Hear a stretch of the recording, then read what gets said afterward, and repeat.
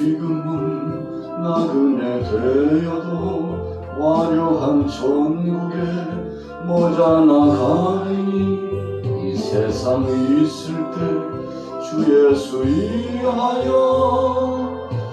그까지 서일하세. 주 내게 부탁하시니 전사도 뭐하겠네. 화목해 하신 구주의 말씀은 온 세상 널리 전하세. 예수 말씀이 온 세상 만민들 용악한 죄에서 떠나라 하시니 이 말씀 듣고서 새 생명 얻으라. 이 기쁜 소식 전하세. 주 내게 부탁하시니 전사도 흠모하겠네. 화목해 하신 구주의 말씀을 온 세상 널리 전하세. 인생의 복락과 천국에 갈 길을 만백성 알도록 나가서 전하세. 주 예수 말씀이 이 복음 전하라. 우리에게 부탁하셨네. 주 내게 부탁하시니 전사도 흠모하겠네. 화목해 하라시니 구주의 말씀을 온 세상 널리 전하세. 자, 오늘 아침에는 신명기 28장의 말씀을 통해서 함께 은혜 받으실 주제별 말씀의 제목은 순종하여 받는 복과 불순종하여 받게 되는 저주라고 하는 제목을 가지고 함께 은혜를 나누고자 합니다. 성경은 두 가지로 함축하여 주제를 말씀하고 있습니다. 첫 번째 주제는 하나님의 말씀에 순종하며 하나님 앞에 하나님 편에 서서 하나님 뜻대로 살아가는 자에게 허락하시는 복입니다. 그 다음에 두 번째는 하나님의 말씀을 불순종하고 거스려서 하나님 편이 아닌 사탄의 편에 서게 됨으로 말미암아 저주와 심판의 역사가 나타난다. 어찌 보면 이 두 가지 주제가 창세기에서부터 요한계시록까지 총체적으로 나타나 있습니다. 그래서 단편적으로 표현하면 복과 저주다. 좀 정확하게 설명하면 하나님의 말씀을 순종함과 그에 따른 하나님을 기쁘시게 함으로 전능하신 하나님께서 그 마음에 합당하고 흡족한 대로 여기셔서 사랑하는 자들에게 큰 복과 은혜를 내리시는데, 그러나 불순종함으로 말미암아 하나님의 뜻을 거스리면 하나님께서 원치 아니하시는 것이므로 하나님 마음이 흡족치 않고 하나님 마음에 합하지 않아서 마침내 그에 따른 저주와 심판을 내리시게 된다라고 하는 것이죠. 자, 오늘 28장의 말씀은 축복과 저주에 대한 말씀으로 아주 유명합니다. 여러분, 우리 사람들이 복을 받기를 원하지 저주를 받기를 원하는 사람은 한 사람도 없습니다. 하나님을 믿는 사람이나 믿지 않는 사람이나 복은 굉장히 좋아합니다. 물론 복이라고 하는 개념을 생각해 보면 샤머니즘적이고 또 유교적인 또 여타 우상 숭배하는 사람들이 생각하는 그런 어떤 축복에 대한 개념, 이것과 하나님께서 말씀하신 복의 개념은 많은 차이가 있습니다. 그 수준도 다릅니다. 그리고 사람들이 감당하게 되는 그 의미도 다릅니다. 우리가 하나님을 섬기며 하나님 앞에 영광 돌리고 그래서 하나님 뜻대로 살아가서 하나님이 우리의 생사 화복을 주관하신다고 그러지 않습니까? 그냥 간편하게 말씀을 정리해보면 생사 화복을 주관하시는 하나님, 그렇게 우리는 고백합니다. 그 하나님께서 주관하신 것은 우리 인생들이 하나님 뜻대로 살고 하나님이 정해주신 지름길대로 살기를 원하시는 것입니다. 그래서 길을 안내해 주셨습니다. 하나님이 먼저 보여주시고 보여주신 대로 그 방법대로 그 뜻대로 그 말씀대로 살아가도록 지침을 더하여 주셨습니다. 그래서 이 복이라고 하는 것, 우리가 성경 안에서 전능하신 하나님을 섬기는 백성들이 생각하는 복이라고 하는 것은 우리가 생각하고 만들어 놓은 어떤 것에 대한 응답, 또 우리가 추구하고 있는 목적의 달성, 이런 정도의 뜻이 아니라 전적으로 하나님께서 위로부터 내려주시는 것이란 겁니다.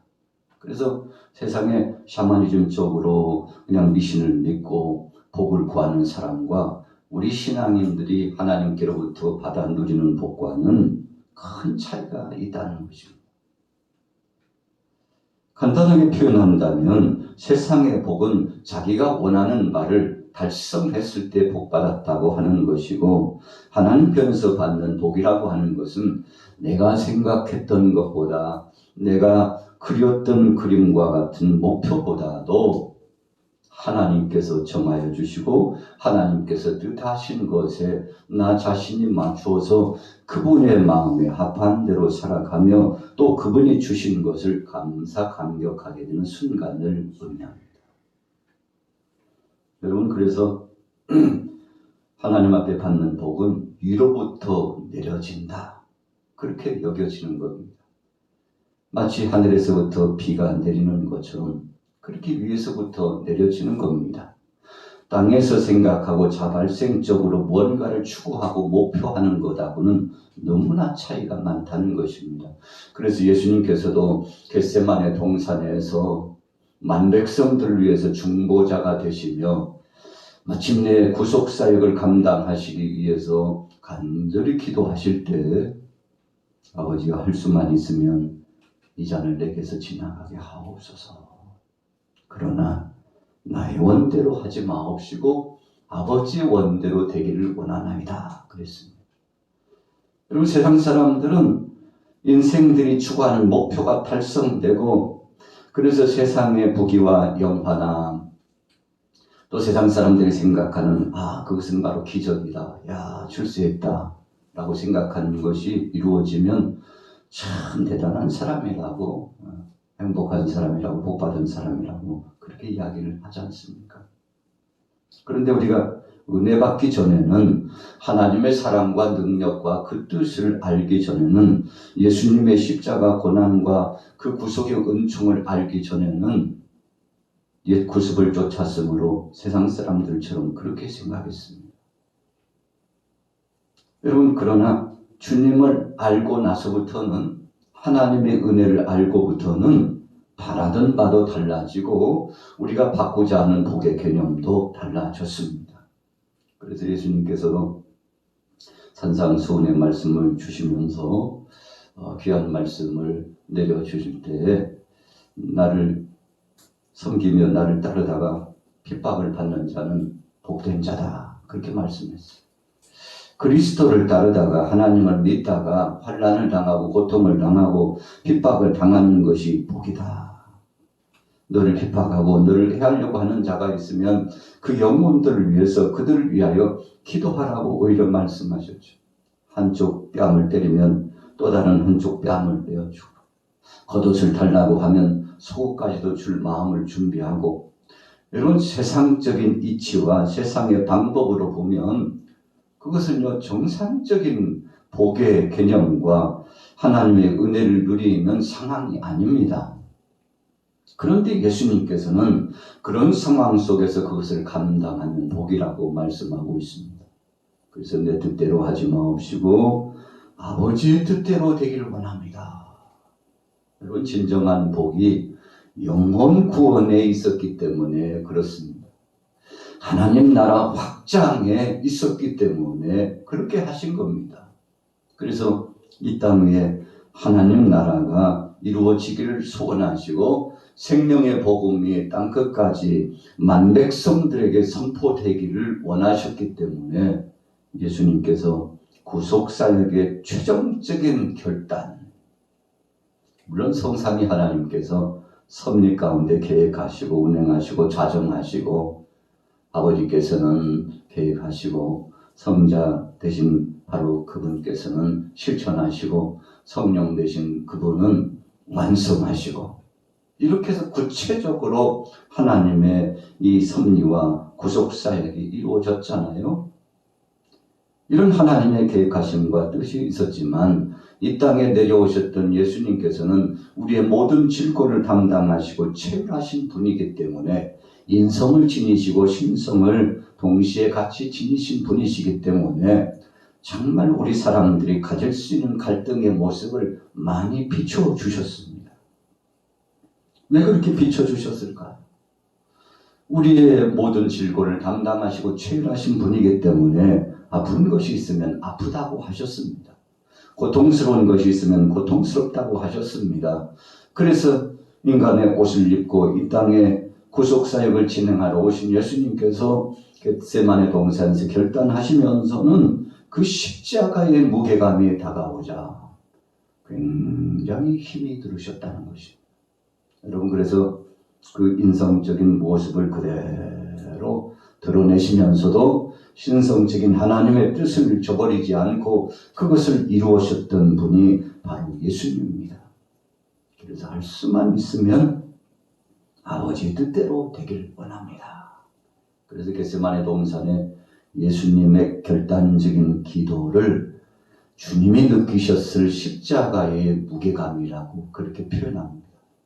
여러분, 그러나 주님은 몸소 체류하시며 우리의 모든 질고를 담당하시고 죽으시기로 작정하셨습니다. 아버지 뜻대로 되기를 원합니다 하고 기도의 결말을 결정하셨습니다.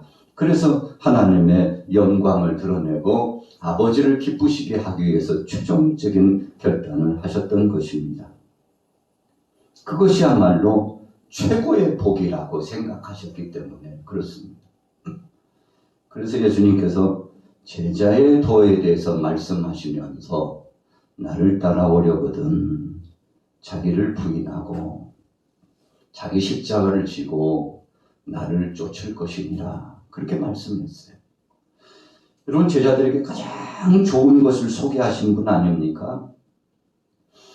그 예수님께서 제자들에게 십자가를 지는 것이야말로 최고의 복이라고 가르쳐 주신 겁니다. 여러분, 그래서 주님의 은혜를 알고 하나님의 사랑을 안 다음부터는 이 십자가의 의미가 어떤 것인가를 알아서 신앙생활의 수준이 달라지고 믿음의 이 척도와 방향이 달라지게 되었다는 것이죠. 사실 3년 동안 예수님을 따라다녔던 제자들은 이 십자가의 도와 주님이 주신 사랑과 은혜와 진정한 복의 개념을 잘 알지 못했습니다. 그래서 주님이 놀라운 은총과 능력의 역사를 나타내실 때, 예수님 따라다니면 한 자리 하겠구나. 그래서 좌우정승이 되겠다고 예수님 앞에서 제자들이 다투었지 않습니까? 그 다툼의 소리를 듣고 예수님께서 제자들을 불러놓고 책망하셨죠. 나는 섬김을 받으러 온 것이 아니라 섬기러 하러 왔다.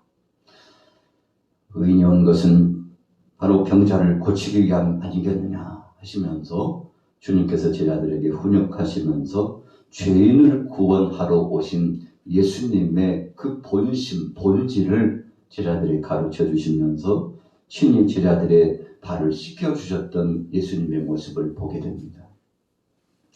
자, 오늘 신명기 28장의 말씀을 정확하게 거의 절반 수준 가까이 읽으면서 왜 십자가의 이야기를 하고 그리스도의 겟세마네 기도의 그 말씀을 중심으로 강론이 펼쳐집니까?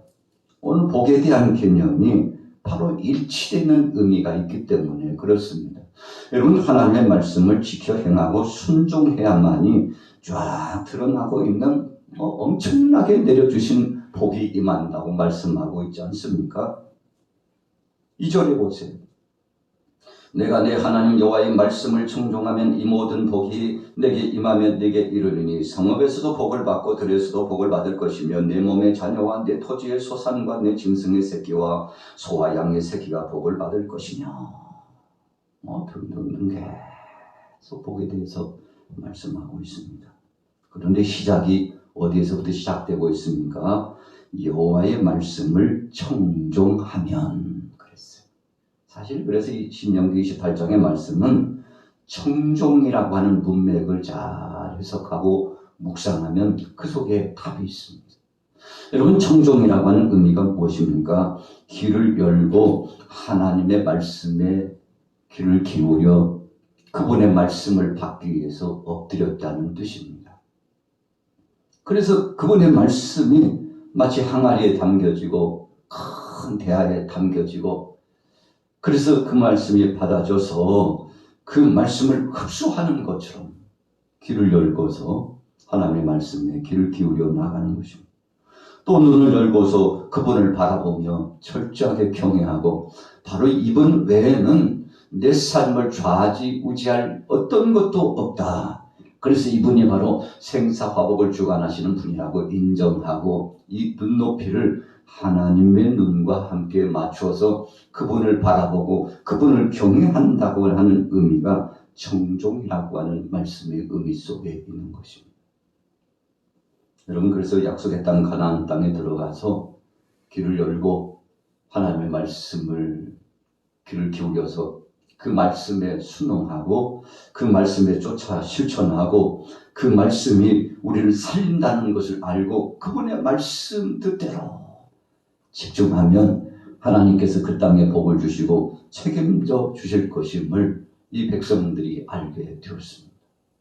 여러분, 그래서 예배 시간에도 가장 중요한 것이 설교자를 주목하고 말씀을 주목하고 하나님이 임재하심을 주목하고 그분 앞에 영광 돌리기 위해서 우리 자신을 전적으로 헌신하는 시간 자체가 예배 아닙니까? 그래서 예배라고 하는 의미는 하나님 앞에 납작 엎드려서 그분을 경외하는 마음으로 그분 앞에 헌신하는 자세를 보이는 것, 그것 자체가 예배 아니겠습니까? 그래서 약속의 땅 가나안 땅에 들어가기 전에 너희가 귀를 열고 내 말에 순종하기 위해서 늘 순종할 자세를 가지고 나갔으면 좋겠다. 그렇게 말씀하셨죠. 그래서 모세가 말씀을 태어나고 선포했습니다. 나중에는 후계자였던 하나님의 종 여호수아가 말씀을 태어나고 선포했습니다. 여호수아뿐입니까? 여호수아와 함께 동역했던 천부장, 백부장, 50부장, 10부장이 계속 하나님의 뜻을 전합니다. 모세 때부터 실행했던 그 실천적인 역사가 질서정연하게 계속 전달됩니다.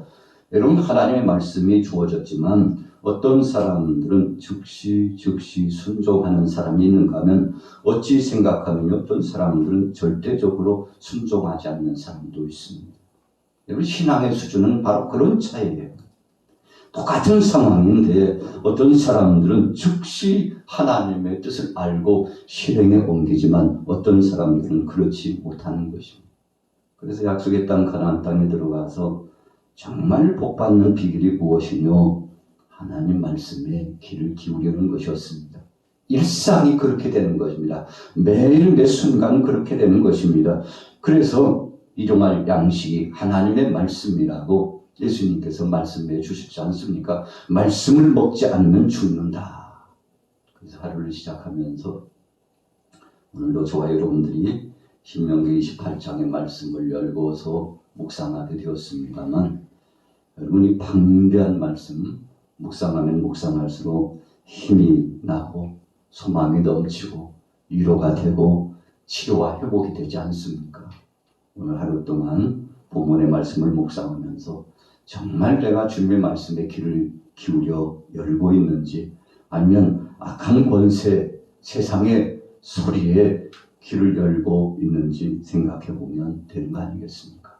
오늘도 주의 말씀에 순종하여 믿음으로 승리하게 되시기를 예수님의 이름으로 축원합니다.